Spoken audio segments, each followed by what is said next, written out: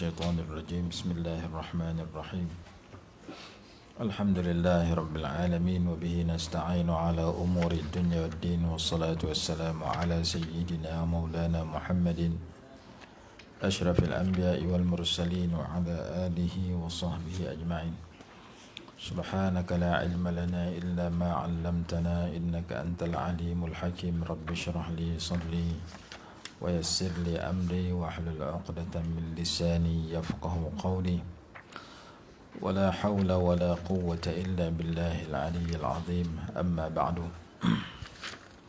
Kita masih membicarakan beberapa ayat yang mengandungi perkataan wakil ataupun wakalah ataupun tawakul, yang disebutkan bahawasanya ayat-ayat tersebut lebih kurang 50 ayat, lebih daripada 50 ayat.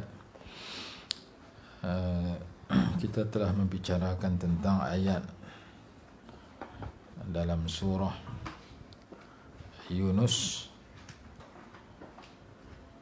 dan hari ini kita masuk kepada surah ayat yang dalam surah yang baru, iaitu suratul Isra. Ayat yang kedua di dalam suratul Isra, wa atayna Musal kitaba wa ja'alnahu hudan li bani Israila alla tattakhidhu min duni wakila. Ayat kedua dalam surah Al-Isra. Surah Al-Isra juzuk yang ke-15. Allah Subhanahu wa ta'ala berfirman pada ayat yang pertama, subhanalladzi asra bi'abdihi laylan minal masjidil harami ilal masjidil aqsa alladzi barakna hawlahu linuriyahu min ayatina innahu huwas sami'ul basir.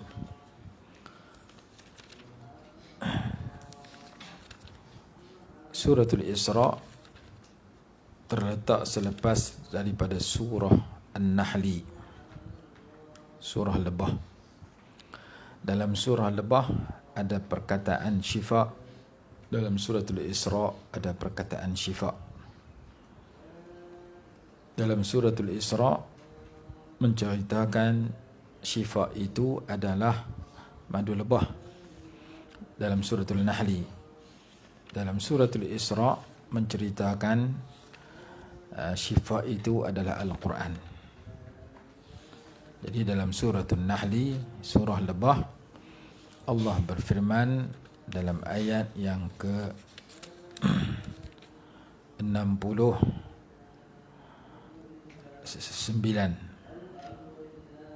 summa kuli min kulli thamarati fasluki subula rabbiki dhulula yakhruju min butuniha syarabun mukhtalifun alwanuhu fihi shifaa'un linnas inna fi dhalika laayatan liqaumin yatafakkarun. Dalam ayat 69 suratul Nahli, Allah sebut keluar daripada perut lebah itu syarabun, sejenis minuman, mukhtalifun alwanuhu, yang pelbagai warnanya, fihi shifaa'ul linnas, di dalamnya ada penawar, di dalamnya ada ubat, ada kesembuhan kepada manusia. Fihi shifaa'un linnas, padanya ada ubat yang menyembuhkan bagi manusia. Ayat 68-69 cerita tentang lebah. Wa auha rabbuka ilan nahli an ittakhidhi minal jibali buyutan wa minasy syajari wa mimma ya'rishun. Ayat 68 surah An-Nahli. Dan Allah Subhanahu wa ta'ala dan Tuhanmu telah mengilhamkan kepada lebah, buatlah sarang di gunung-gunung, di pokok-pokok kayu, dan di tempat-tempat yang dibina oleh manusia. Allah mengilhamkan kepada lebah buat sarang di tempat tinggi, di bukit, di pokok, di atas bumbung rumah, di tempat-tempat yang tinggi. Sebab itu lebah kalau sarangnya tinggi, tak ada lebah sarang atas tanah, kerana dia mengikut arahan Allah Subhanahu wa ta'ala.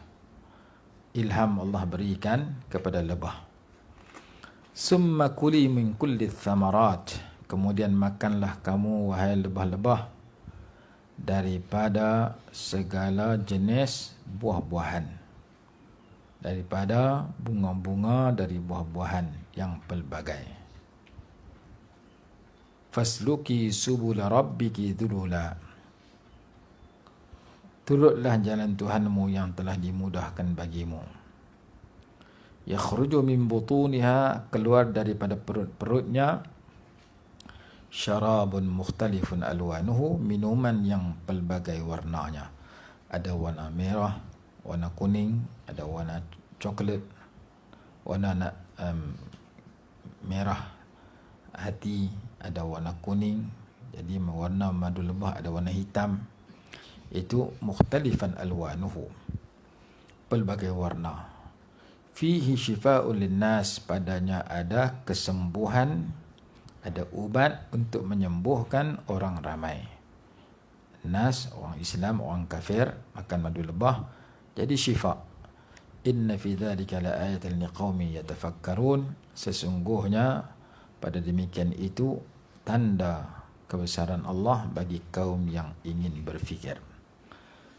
Ini surah An-Nahl. Sementara dalam suratul Isra, wa nunazzilu minal Qur'ani ma huwa syifaa'un wa rahmatun lil mu'minin, kami turunkan daripada Al-Quran itu syifa dan rahmah kepada orang yang beriman sahaja. Al-Quran itu menjadi penyembuh kepada orang beriman dan rahmat kepada orang beriman.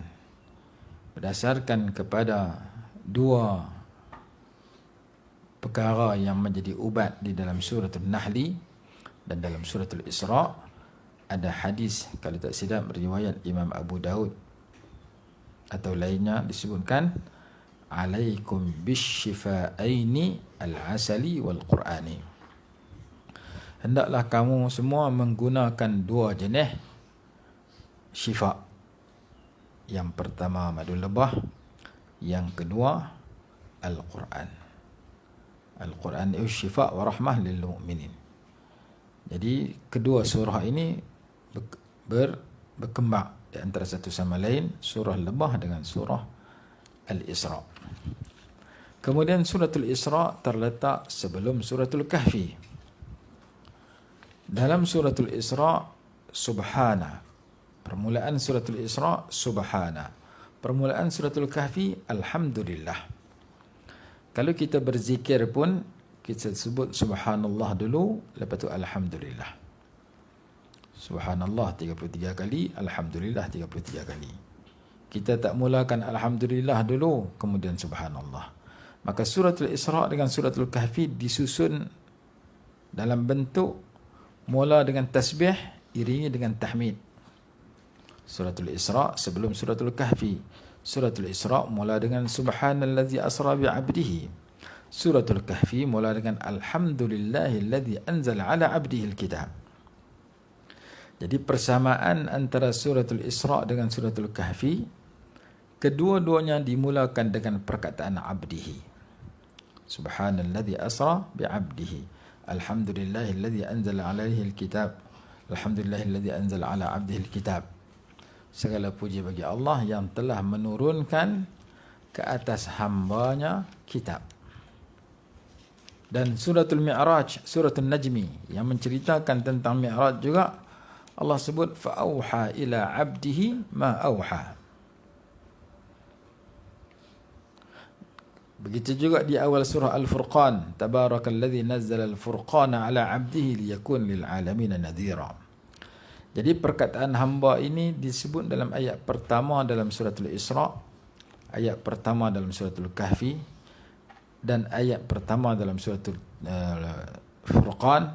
Dalam masa yang sama, Isra biasanya disertakan dengan Mi'raj kerana kejadiannya dalam satu masa, satu malam. Perkataan Mi'raj juga ada perkataan fa'auha ila abdihi ma auha dalam suratul Najmi. Jadi suratul Isra mula dengan tasbih subhanalladzi asra. Suratul Kahfi mula dengan tahmid alhamdulillahilladzi anzala ala abdihi alkitab wa lam yaj'al lahu 'iwaja. Hikmahnya kata ulama, kerana Islam mengajar umatnya supaya mendahulukan penyucian kepada perhiasan. At-takhalli muqaddamun 'ala at-tahalli. Ataupun at-takhliyah muqaddamun atau muqaddamatun 'ala at-tahliyah. At-takhalli summa at-tahalli summa at-tajalli. Penyucian didahulukan kepada perhiasan. Contoh penyucian didahulukan kepada perhiasan, Allah berfirman dalam satu ayat, alladzina idza asabatuhum musibatun qalu inna lillahi wa inna ilaihi raji'un. Orang-orang yang apabila menimpa akan mereka itu oleh musibah, mereka menyatakan inna lillah, sesungguhnya kita semua milik Allah, wa inna ilaihi raji'un, dan sesungguhnya kita semua hanya akan kembali kepada Allah. Orang-orang yang bertemu dengan suasana yang dia tak suka, musibah. Lawan bagi musibah ni'mah. Nikmat benda kita suka, musibah kita tak suka. Kullu ma asa'aka fahuwa musibah. Setiap yang kamu tak suka, setiap benda buruk yang menimpa kamu, ia adalah musibah. Jadi musibah itu ada bentuk kematian, ada berbentuk kemalangan, ada berbentuk kesakitan, ada berbentuk kehilangan sesuatu yang kita miliki.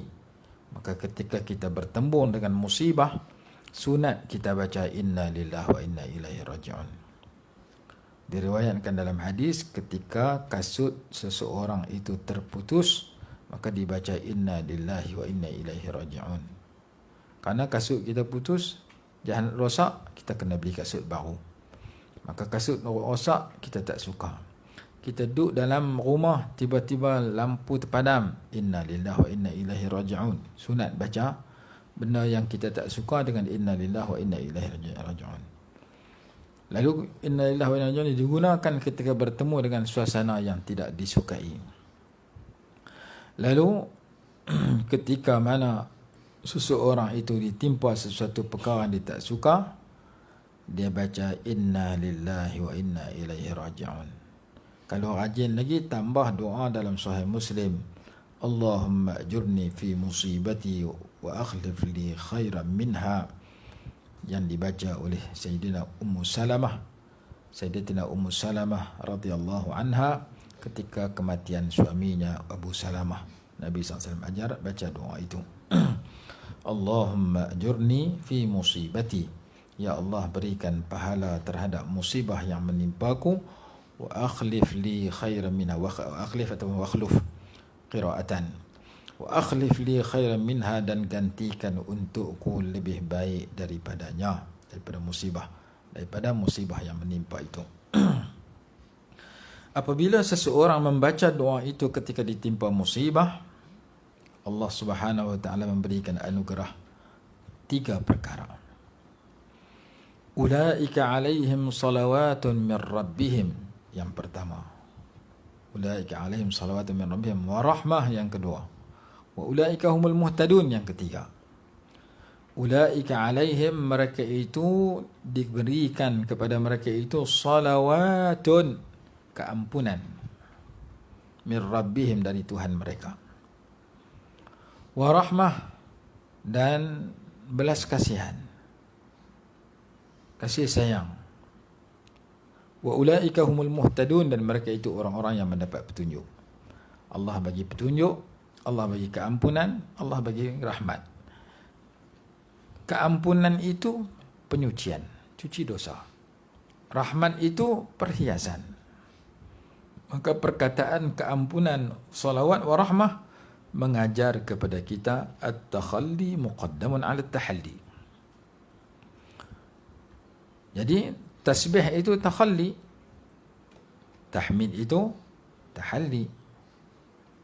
Sebab itu ketika kita nak berzikir antara 2-3 susunan, apakah kita nak mulakan dengan tahlil la ilaha illallah dulu, ataupun kita nak mula dengan selawat dulu, atau kita nak mula dengan istighfar dulu? Sebagian ulama kata mulakan dengan istighfar. Kerana istighfar itu takhalli. Salawat itu tahalli. Seperti seseorang itu nak pergi berhari raya. Kanak-kanak bangun tidur gembira di pagi raya. Ibu bapa pun bergembira di pagi raya. Apabila kita bertemu dengan hari raya, di antara adab hari raya, sebelum kita pergi ziarah orang, sebelum kita pergi sembahyang raya, pertama sekali kita mandi. Mandi itu takhalli. At-tathhir, mandi hari raya. Lepas tu kita pakai baju raya. Pakai baju raya yang cantik itu tahalli. Kemudian dah pakai baju raya, kita pakai wangian. Yang lelaki pakai cara lelaki, yang perempuan pakai cara perempuan. Minyak wangi lelaki baunya kuat, minyak wangi yang perempuan baunya lembut, baunya tak kuat. Minyak wangi lelaki baunya lebih kuat jauh daripada minyak wangi perempuan. Minyak wangi perempuan macam bedak, sekadar orang dekat dia saja tahu. Jangan orang perempuan pakai minyak wangi bau 3 depa. Dia pergi masjid nak sembahyang jemaah pakai minyak wangi bau jauh. Tu imam lintas depan dia, jatuh tasbih tu imam. Terkejut dengan minyak wangi dia. Jadi minyak wangi itu penambahan yang ketiga. Yang pertama mandi, nama dia penyucian, takhalli. Kemudian pakai baju raya, nama dia tahalli. Kemudian pakai minyak wangi, penambahan kepada tahalli tadi. Maka istighfar itu umpama mandi raya. Salawat itu macam pakai baju raya. Takhalli itu la ilaha illallah macam pakai bukhur, pakai wangian. Jadi ketiga-tiga itu penyempurnaan di antara satu sama lain, tetapi yang didahulukan adalah penyucian. Kalau kita beli minyak kelapa, kita nak masukkan minyak kelapa itu di dalam botol di rumah kita yang kita simpan. Terlebih dahulu kita mesti memastikan botol itu tidak ada najis. Kalau dalam botol itu ada tikus yang meninggal dunia, ada tikus dalam tu, kita bubuh minyak yang bersih dan suci, maka minyak itu menjadi mutanajjis. Minyak itu jadi kena najis. Maka botol tempat kita nak isi minyak yang suci itu perlu dipastikan ianya tidak kotor dengan najis. Kalau kita tak cuci najis, kita masukkan minyak, maka minyak itu tidak boleh dimakan kerana ia mutanajjis, kena najis. Maka penyucian itu takhalli nama dia. Kemudian baru dimasukkan minyak yang suci itu. Maka Allah Subhanahu wa taala mengajar kita banyak ayat-ayat yang dikaji oleh ulama, mengajar kepada kita pendahuluan terhadap sesuatu perhiasan yang kita nak buat dengan takhalli. Maka dalam kitab sebut as-sifatul madhmumah itu perlu ditakhallikan, perlu ditakhliyahkan, barulah diisi dengan sifat al-mahmudah. Dalam kitab Ta'limul Muta'allim ataupun dalam kitab yang mengajar tentang ilmu pengetahuan, dia kata akhlaqul mazmumah itu kilabun ma'nawiyatun. Akhlak yang buruk itu umpama anjing secara makna. Innal malaikata la tadkhulu baitan fihi kalbun aw surah. Sesungguhnya malaikat rahmat tidak masuk di dalam rumah yang ada anjing. Maka ilmu pengetahuan yang bermanfaat tidak akan masuk dalam diri seseorang yang dalam dirinya ada anjing. Apa itu diri yang ada anjing? Diri yang ada sifat madhmumah. Anjing najis mughallazah, dirinya ada sifat yang berbentuk najis, iaitu sifat-sifat ar-radha'il. Maka hendaklah seseorang pelajar itu bersifat at-takhalli 'anil radha'il thumma at-tahalli bil fadail. Menyucikan dirinya daripada sifat-sifat yang hina, kemudian menghiasi dengan sifat-sifat yang mulia. Mengisi dirinya dengan al-khuruj an kulli khuluqin dani wad-dukhul fi kulli khuluqin sani. Al-khuruju, keluar, min kulli khuluqin daniyin, daripada setiap kelakuan dan akhlak yang hina, yang keji. Wad-dukhulu fi kulli khuluqin sani, dan masuk ia ke dalam setiap akhlak yang tinggi, yang mulia. Lalu subhanallah, alhamdulillah yang kita baca itu mengajarkan kepada kita tasbih dulu baru tahmid, tanzih dulu, menyucikan Allah Subhanahu wa taala daripada sifat-sifat kekurangan, baru dihias dengan sifat yang mulia. Kemudian dalam ayat ini juga menyebut subhanallazi asra, maha suci Allah yang memperjalankan hambanya. Asra, memperjalankan di malam hari, bi'abdihi, hambanya. Lailan, di waktu malam. Perkataan asra tu dah ada waktu malam dah. Lailan, malam lagi, 2 kali sebut malam. Apa hikmah disebut 2 kali sebut malam? Kerana perkataan lailan itu menjelaskan bahawasanya al-Isra wal Mi'raj berlaku dalam masa yang singkat. Dalam masa yang singkat, bukan masa yang 1 malam. Ada orang dia kata Isra Mi'raj berlaku pada 1 malam. Salah. Kenapa salah? Kerana 1 malam daripada maghrib sampai subuh. Dan daripada maghrib pada subuh sampai subuh itu tidak digunakan lailan, digunakan lailatan, ismul marrah. Seperti inna anzalnahu fi lailatul qadri. Jadi lailatul qadri 1 malam daripada maghrib sampai subuh. Wa ma adraka ma lailatul qadri khairun min alf syahr. Lailatun 3 kali guna lailatun. Jadi lailatun bermakna ismul marrah ala wazni fa'lah. Lailah 1 malam. Kalau lailan bukan 1 malam. Itu lama mana? Juz'an minal lail. Sebahagian kecil daripada malam. Sejuzuk daripada malam. Kalau malam tu 11 jam, Isra' Mi'raj berlaku kurang daripada itu. Kurang daripada itu lama mana? Ada ulama kata 4 jam, ada ulama kata 3 jam, ada ulama kata lahzatan, sekelip mata.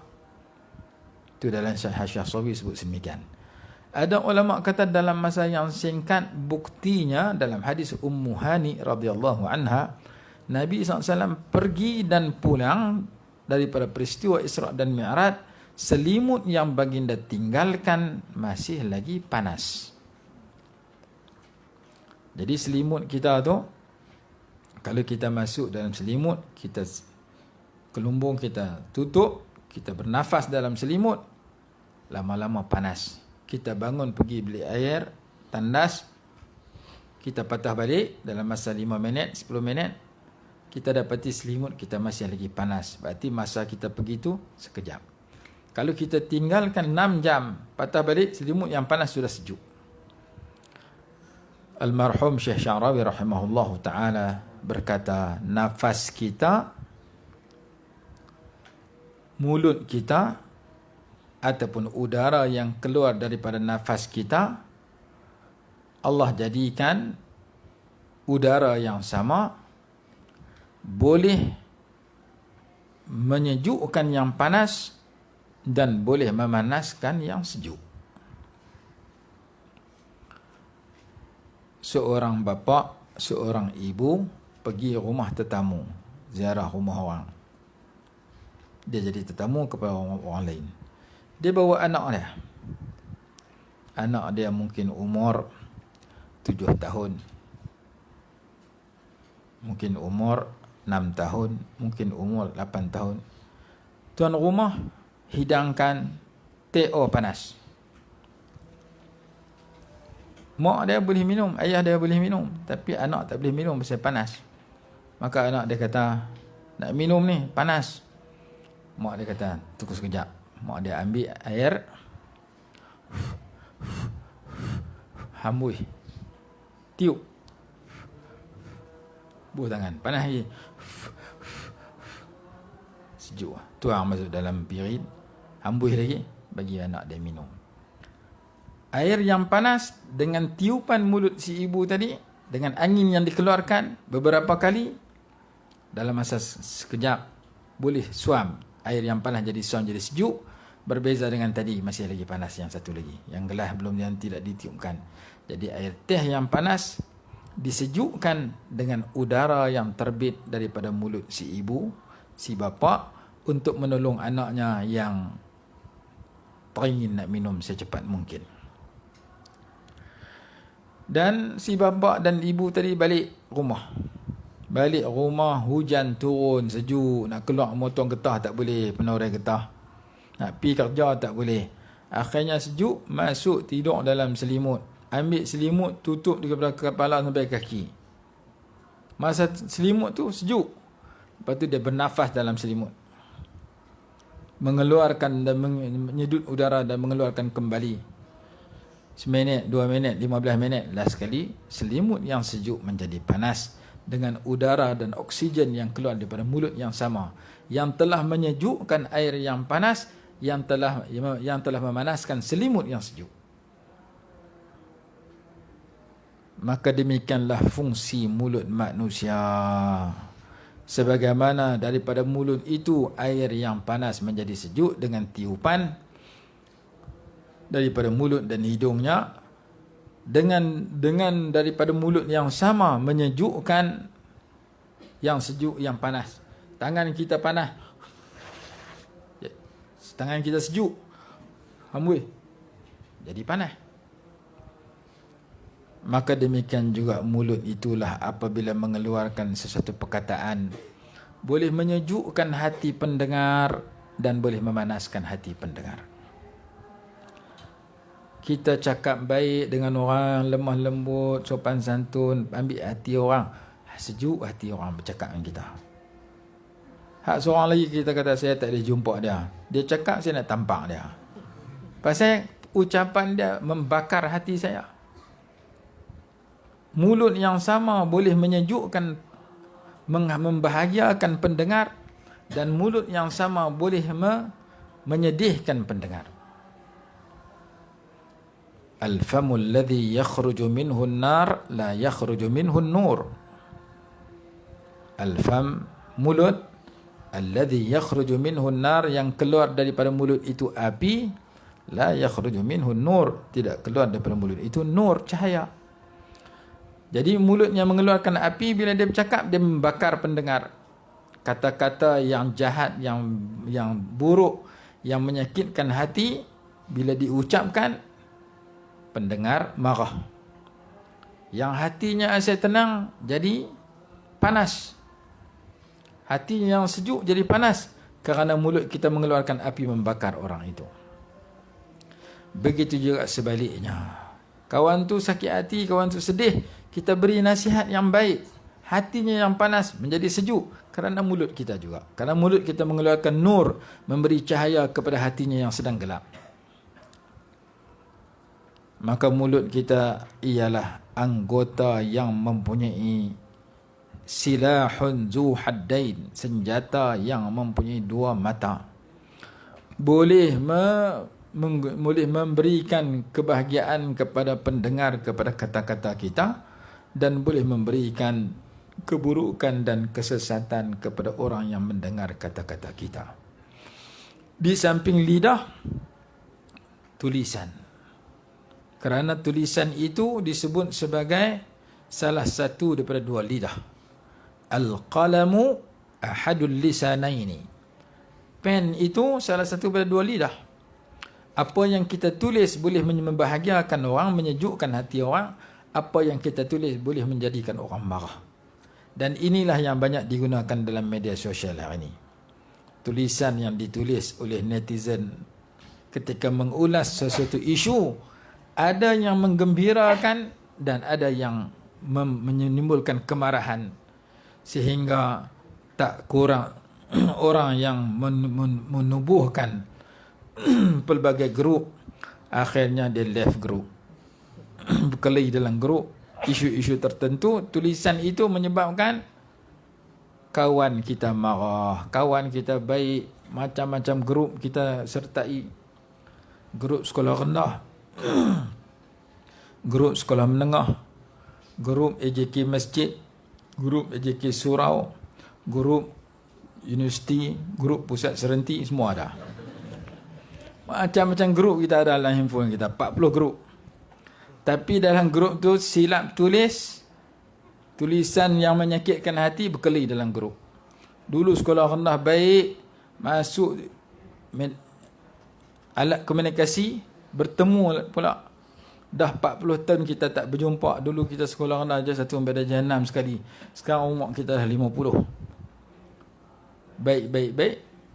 Masuk tulisan, klip video yang menyakitkan hati kawan, menyebabkan berkelahi. Kawan-kawan sama sekolah rendah, saya kenal sama kawan saya ada sekolah rendah, masuk dalam grup, bubuh gambar Syiah. Oi, sekolah rendah dulu ahli sunnah, lah jadi Syiah.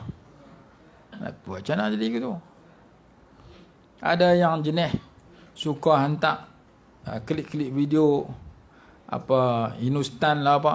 Kita jenis ustaz, tengok Hindustan tak mau nak tengok dah. Kosh hutahye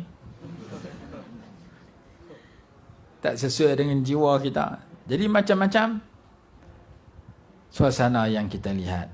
Hari ini manusia menggunakan lidah, betul, tapi tak banyak. Tapi lidah yang nombor 2 yang banyak. Al-qalamu ahadul lisan. Tulisan yang dia tulis menyebabkan seseorang itu marah, menyebabkan seorang itu suka. Tulisan yang menyejukkan hatinya, membahagiakan jiwanya, dia suka. Tulisan yang membakar hatinya, memanaskan hatinya, membakar dirinya, dia marah. Maka kita kena jaga lidah dan tulisan kita supaya tidak menyakitkan hati orang, supaya tidak membakar orang. Kerana mulut kita boleh menyebabkan dapat pahala dan membahagiakan orang bila kita ikut ucapan yang Nabi SAW suruh. Jadi dalam kitab Ihya ada 20 bahaya lidah yang perlu kita kenali dan jauhi. Ada 20 lebih, 23, 21 dalam sebahagian kitab. Dalam kitab Al-Barakah fi fadli sa'i wal harakah. Subhanalladzi asra bi'abdih. Maha suci Allah yang telah memperjalankan hambanya di malam hari minal masjidil haram ilal masjidil aqsa, daripada masjidil haram ke masjidil aqsa. Syekh Abdul Hamid Kishk rahimahullah berkata, semasa ayat ini diturunkan, masjidil haram adalah tempat berhala. Di sekeliling Kaabah ada 360 berhala. Sementara Masjidil Aqsa adalah tempat yang dikuasai oleh golongan yang agama lain, agama Kristian ke Yahudi di situ masa itu. Masjidil Haram bertukar menjadi Masjidil Haram yang sebenar pada hari Fathu Makkah, kerana Nabi SAW menghancurkan semua berhala pada ketika itu. Sebelum tu Masjidil Haram dikelilingi dengan patung berhala, 360 patung sebanyak bilangan kabilah Arab, dan ada ketika mereka tawaf dan sa'i dalam keadaan tidak berpakaian, dalam keadaan bersiul dan bertepuk tangan, muka'an wa tasdiyah dalam Quran. Maka Masjidil Haram masa itu tempat yang tercemar dengan kekufuran, dengan berhala yang banyak. Sementara Masjidil Aqsa juga tak jadi masjid pada masa itu. Tetapi ulama kata dalam istilah sastra Arab ada nama dia majaz mursal bi'tibari ma sayakunu. Perkataan pinjaman yang dikira perkara akan berlaku, disebut perkara yang akan terjadi. Apabila Quran sebut Masjidil Haram, masa tu bukan masjid. Bila Quran sebut masjid, Quran tidak berbohong, Quran itu benar, pasti akan jadi masjid. Maka kejadian itu berlaku setelah itu. Seperti Quran sebut salah satu tanda mukjizat dalam kitab Al-Itqan sebut, dalam kitab lain sebut Alif Lam Mim ghulibatir Rum wa hum min ba'da ghalabihim sayaghlibun fi bid'i sinin.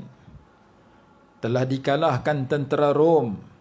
Mereka setelah kalah akan menang kembali. Fi adnal ard, dalam bumi yang dekat. Wa hum min ba'di ghalabihim sayaghlibun, dan mereka setelah kalah akan menang. Lama mana mereka akan menang? Fi bid'i sinin, dalam masa bid' daripada 3 sampai 9. Maka Sayyidina Abu Bakar radhiyallahu anhu bertaruh dengan musyrikin Mekah pada masa itu. Masa itu pertaruhan tak haram. Dalam masa 7 tahun mesti menang. 7 tahun, bid'ah bukan 7, 9. Tunggu tak menang, dalam masa 9 tahun mesti menang balik. Karena Quran bagi tahu perkara akan datang dan dia pasti terjadi, dan Quran menghadkan kemenangan kepada Rom ini akan berlaku fi bid'i sinin, dalam masa 3 hingga 9 tahun. Akhirnya apa yang disebutkan itu berlaku. Tentera Rom lawan tentera Parsi, menyebabkan tentera Rom kalah, tentera Parsi menang. Berita itu sampai kepada para sahabat, sampai kepada musyrikin Mekah.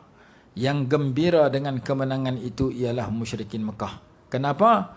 Musyrikin Mekah kata, Rom tu tentera Kristian yang berpegang dengan kitab Injil. Parsi itu tentera Majusi yang sembah api, tak ada kitab.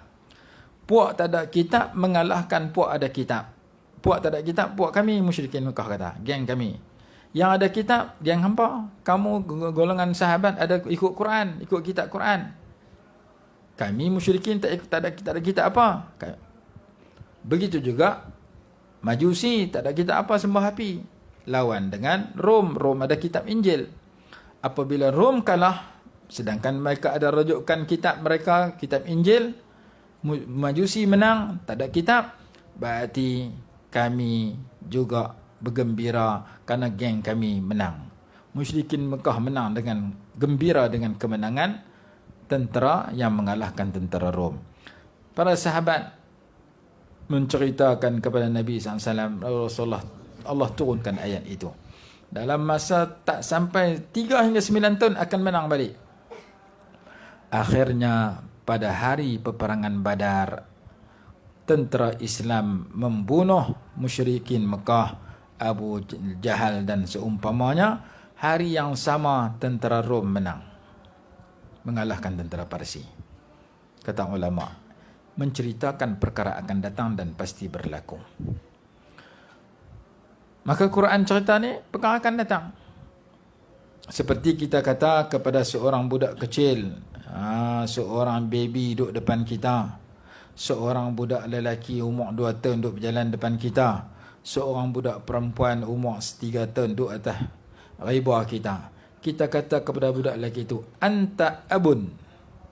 Kita kata kepada budak perempuan itu, anti ummun. Kamu adalah bapa. Bapa apa berumur 2 tahun? Tak, bukanlah, 30 tahun akan datang. Kamu emak. Mak apa berumur 3 tahun? Tak, bukanlah, 20 tahun akan datang. Kamu seorang bapa, lah tak jadi bapa lagi, baru umur 2 bulan. Tapi 25 tahun lagi jadi bapa. Kamu seorang emak, lah baru umur sebulan. Tapi oleh kerana kamu perempuan, memang akan jadi emak bila 25 tahun lagi. Maka kita panggil emak kepada budak kecil, bapa kepada budak kecil, nama dia majaz mursal bi'tibari ma sayakun. Menceritakan perkara akan terjadi. Seperti seorang perempuan yang membasuh beras, ambil beras dalam periuk, tak atas dapur, buka dapur gas. Masa dia buka dapur gas, orang tanya dia, masak apa makcik? Masak nasi. Sebenarnya masak beras, selepas ini jadi nasi. Tapi dia jawab dengan perkara akan terjadi. Masak nasi. Kita kata mohong, nasi tak jadi lagi. Nasi masak beras itu. Ambil kelapa, bubuh air, angkat, kacau-kacau, perah. Nak buat gulai. Perah apa makcik? Perah santan, muhung, perah kelapa. Bila terjun baru jadi santan. Tapi dia jawab perkara yang akan terjadi. Ini pun sama. Minal masjidil haram ila masjidil aqsa. Masa tu bukan masjid. Tapi bila Quran sebut masjid, pasti jadi masjid. Masa tu bukan masjidil aqsa. Bila Quran sebut masjidil aqsa, pasti jadi masjidil aqsa. Sebelum tu memang masjid. Tapi dirosakkan oleh generasi sesat setelah itu. Sehingga masjidil haram jadi tempat jahiliyah. Masjidil aqsa jadi tempat agama yang lain. Bilakah bertukar menjadi masjid yang sebenar? Kalau Masjidil Haram pada tahun ke-8 Hijrah ketika pembukaan kota Mekah, Masjidil Aqsa pada tahun ke-15 Hijrah kalau tak silap, pada zaman Sayyidina Umar Ibn Al-Khattab radhiyallahu anhu. Masa tu baru jadi masjid yang sebenar. Jadi masa Quran sebut masjid, masa tu adalah tempat yang kotor dengan berhala, tempat orang kafir. Tetapi oleh kerana Quran yang beritahu, Quran dia beritahu kadang-kadang sekarang, kadang-kadang akan datang. Kalau tidak sekarang, masa akan datang, yang Quran beritahu pasti terjadi. Maka Allah sebut dalam Quran, ala inna hizballahi humul ghalibun. Hizbullah itu pasti menang, mesti menang. Allah Ta'ala sebut. Tak di dunia, di akhirat. Cuma tinggal kita nak memasukkan diri kita dalam golongan hizbullah itu. Alladhi barakna haulahu, yang telah kami berkati di sekelilingnya, linuriyahu min ayatina, untuk kami memperlihatkan kepada baginda daripada ayat-ayat kami. Innahu huwas sami'ul basir, sesungguhnya ia maha mendengar lagi maha mengetahui. Ayat-ayat Allah banyak dalam peristiwa Isra' Mi'raj, puluhan yang diceritakan di situ. Yang kami berkati di sekeliling Masjid Al-Aqsa, berkat di situ, berkat ada dua, berkat dunia, berkat akhirat. Berkat dunia, dia ada sungai-sungai, ada anhar, ada thimar, ada buah-buahan yang subur, ada tanam-tanaman yang subur di sekeliling, di kiri kanan sungai-sungai itu, kerana ada air sungai, iaitu air sungai yang subur. Itu berkat dunia, rezeki murah kepada penduduk di sekitar itu. Berkat akhirat, berkat agama, kerana orang di sekitar itu memeluk Islam. Alladzi barakna haulah, yang kami berkati di sekelilingnya. Dan perkataan abduhu itu himpunan daripada ruh dengan jasad, bukan berlaku dalam mimpi di sisi jumhur ulama. Al-Hafidh Ibn Hajar Al-Asqalani rahimahullah menyebut perkataan abdu itu himpunan antara ruh dengan jasad, dengan arti Isra' dan Mi'raj berlaku dalam masa yang, dan berlaku dalam bentuk yaqabah, dalam bentuk jaga, bukan dalam bentuk mimpi. Innahu huwas sami'ul basir wa atayna Musa al-kitaba, dan kami telah berikan kepada Nabi Musa al-kitab. Apa hikmah lepas Nabi Muhammad SAW Nabi Musa? Nabi Musa minta nak lihat Allah, tak boleh lihat. Nabi SAW tak minta, Allah bagi lihat dalam peristiwa Isra' Mi'raj. Nabi Musa berjumpa Allah di Jabal Tursina, berdialog dengan Allah di Jabal Tursina. Nabi SAW berdialog dengan Allah di tempat yang tertinggi, atas pada Sidratul Muntaha. Nak mengajar kepada kita, kata ulama, Allah Ta'ala tidak bertempat seperti kita. Oh, Allah Ta'ala duduk atas langit. Nabi SAW pergi jumpa atas langit. Bukan berarti Allah Ta'ala duduk atas langit. Nak tempat Nabi SAW berjumpa Nabi SAW yang duduk atas langit. Contoh mudah, kita duduk di rumah, kita semayang maghrib. Bila masuk Isya', kita pergi semayang di masjid. Apakah Allah Ta'ala tak ada di rumah kita, hanya ada di masjid waktu Isya'? Saya tadi semayang di maghrib di rumah, saya Allah Ta'ala ada di rumah saya. Ni Isya' saya pergi masjid, Allah Ta'ala pindah duduk di masjid tu, saya pergi sembahyang di masjid pula. Kamu yang duduk di rumah, kamu yang duduk di masjid, Allah Ta'ala tidak bertempat seperti kamu. Jadi bila kita pergi sembahyang Isya' di masjid, kita balik cerita orang, Allah Ta'ala wujud di masjid. Kerana apa? Kerana saya pergi sembahyang Isya', saya sembahyang, saya sembah Allah di masjid, di situlah Allah duduk. Di rumah saya tak ada, dia ada masa maghrib tadi, sebab tadi saya sembahyang maghrib di rumah. Masa tu Allah Ta'ala duduk rumah saya. Lepas tu Allah Ta'ala pergi masjid, saya pergi sembahyang di masjid pula. Allah Ta'ala tidak bertempat seperti kita. Cuma kita yang semayang di masjid, semayang di market. Kita semayang di market, kita semayang di masjid. Mana tempat kita semayang tu berubah-ubah. Bukan berarti Allah Ta'ala duduk situ, saya pergi semayang itu. Sama dengan Nabi SAW, Isra' Mi'raj. Nabi Musa munajat dengan Allah di Jabal Tur Sina.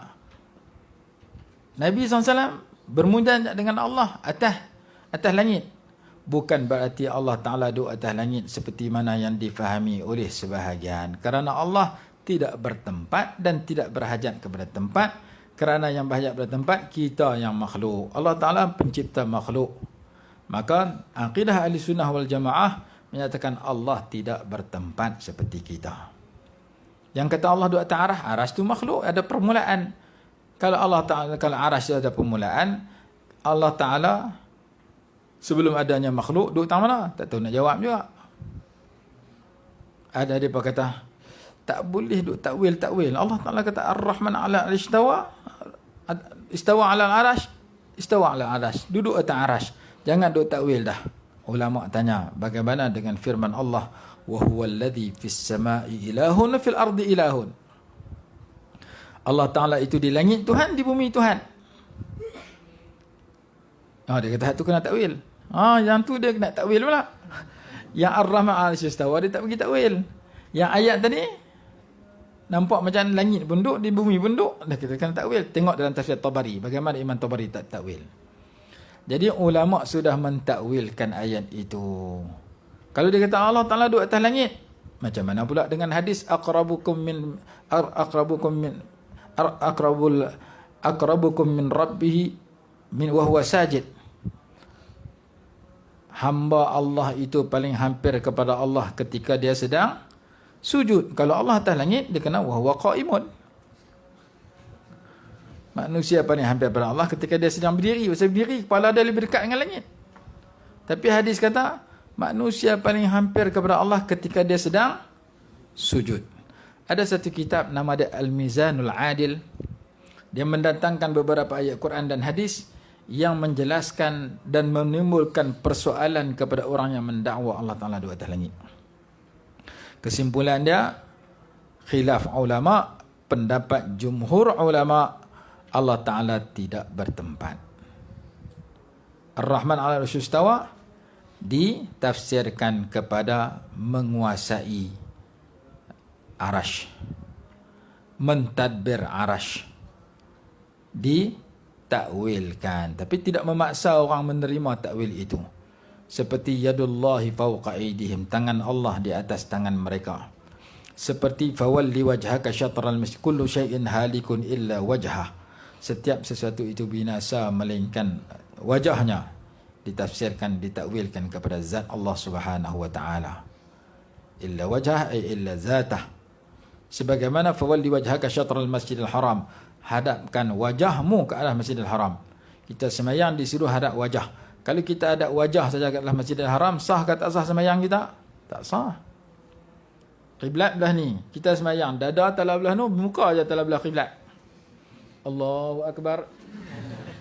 Pasal apa kamu telah belah qiblat, muka kamu? Quran kata fawalli wajhaka. Wajah mana muka? Guna muka dikenaki seluruh badan kita bahagian hadapan. Maka fawalli wajhaka ay fawalli zataka, jismaka, badan kamu yang depan.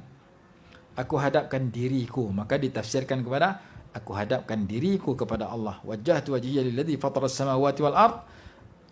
Dalam doa iftitah, aku hadapkan diriku kepada Allah yang mencipta seluruh langit dan bumi. Kerana wajah itu dengan arti diri. Maka kullu syai'in halikun illa wajhah, ditafsirkan illa zatah. Jadi ada kitab tajuk dia Al-Asy'ariyah. Ahli sunnah humul asy'ariyah. Didatangkan takwilan ahli sunnah wal jamaah dalam pelbagai ayat, dan takwilan itu sudah ditakwilkan oleh Imam Ibn Abbas radhiyallahu anhuma. Dinukilkan daripada tafsir Qurtubi, daripada tafsir An-Nasafi, daripada tafsir Al-Khazin, daripada berbagai tafsir Ruhul Ma'ani dan sebagainya. Ana tulis satu buku, tajuk dia tentang kelebihan menuntut ilmu. Dalam tu didatangkan senarai tafsiran ulama ahli sunnah terhadap ayat-ayat yang mutasyabihat, dan tafsiran itu ditafsirkan oleh Imam Ibn Abbas radhiyallahu anhuma daripada kitab-kitab tafsir. Begitu juga takwilan yang didatangkan oleh Al-Hafidh Ibn Hajar Al-Asqalani rahimahullah dalam kitabnya Fathul Bari, dan takwilan yang didatangkan oleh Imam Nawawi dalam kitabnya Syarah Sahih Muslim dengan kitab Majmu'. Supaya kita tahu bahawasanya ulama ahli sunnah bila bertemu dengan ayat mutasyabihat, mereka mentakwilkan sesuai dengan lughah, dengan bahasa yang sesuai, nak mengelakkan daripada tafsiran Allah itu seperti makhluk. Dia ada tafwid, ada takwil. Ada ulama yang tafwid, serah kepada Allah maksud dia. Kedua-duanya dihuraikan dalam kitab-kitab tauhid. Jadi kata ulama, ada orang kata Allah Ta'ala duduk atas langit. Bukti Rasulullah pergi Isra' Mi'raj, pergi jumpa atas langit. Tempat Rasulullah tu di langit. Seperti mana tempat Nabi Musa jumpa Allah di Bukit Tur Sina. Nabi Musa yang pergi Tur Sina. Menunjukkan kepada ketinggian kedudukan dan ketinggian tempat Nabi SAW sampai. Rasulullah yang diberikan dua ketinggian. Manzilah yang tinggi, kedudukan yang tinggi. Nabi Musa bermunajat kepada Allah di Jabal Tur Sina. Nabi SAW berdialog dengan Allah di atas daripada Sidratul Muntaha. Itu hikmah kenapa selepas abdihi Musa. Ada lagi tafsiran yang lain, masa tidak mengizinkan. Esok kita sambung lagi sikit kerana tak sampai lagi perkataan wakila sebelum kita berpindah kepada tajuk baru, iaitu al-istiqamah. Wallahu a'lam. Bismillahirrahmanirrahim. Alhamdulillahirabbil alamin. Wassalatu wassalamu ala sayyidina Muhammad wa ala alihi washabbihi wasallam. Allahumma anfa'na bima 'allamtana wa 'allimna ma yanfa'una warzuqna ilman yanfa'una bi rahmatika ya arhamar rahimin. Allahumma arinal haqqa haqqan warzuqna ittiba'ahu wa arinal batila batilan warzuqna ijtinabah bi rahmatika ya arhamar rahimin. Rabbana atina fid dunya hasanatan wa fil akhirati hasanatan wa qina 'adzaban nar. Sallallahu ala sayyidina Muhammad wa ala alihi washabbihi wasallam. Alhamdulillahirabbil alamin.